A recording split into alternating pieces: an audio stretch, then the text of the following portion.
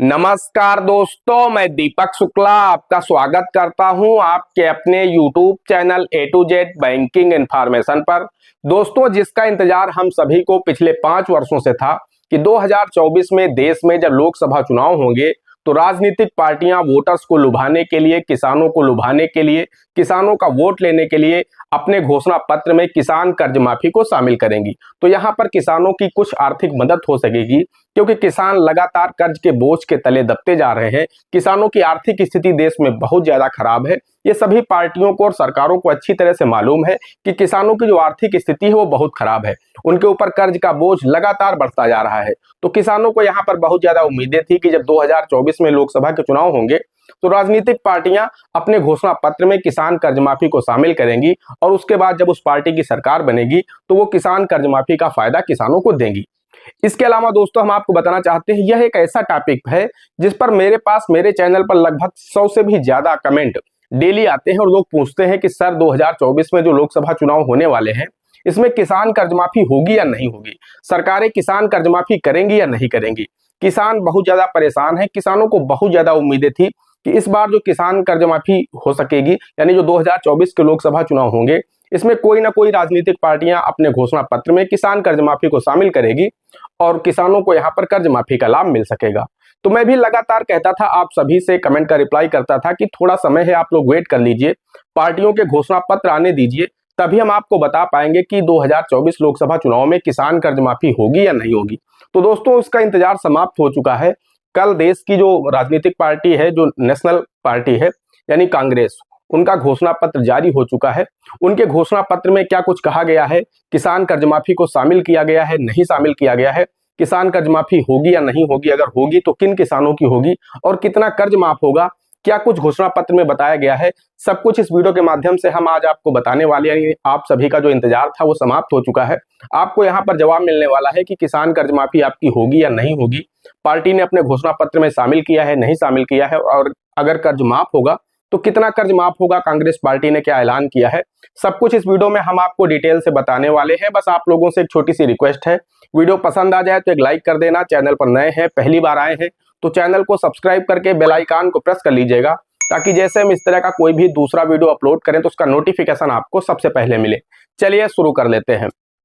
दोस्तों, किसानों की आर्थिक स्थिति को देखते हुए, इसके साथ ही साथ किसानों के ऊपर लगातार बढ़ते कर्ज के बोझ को देखते हुए, क्योंकि किसान की आर्थिक स्थिति मैंने आपको पहले ही बताया, सभी पार्टियों को भी पता है, सरकारों को भी पता है कि इस देश का जो किसान है बहुत ही गंभीर स्थिति में है इस समय।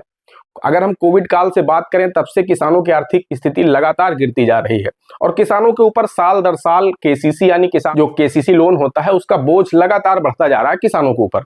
तो किसान इसी उम्मीद में है, किसान इसी आस में बैठे हैं कि शायद सरकार इस बार सत्ता में आएगी तो किसान कर्ज माफी करेगी, जिससे किसानों का केसीसी लोन माफ हो सकेगा।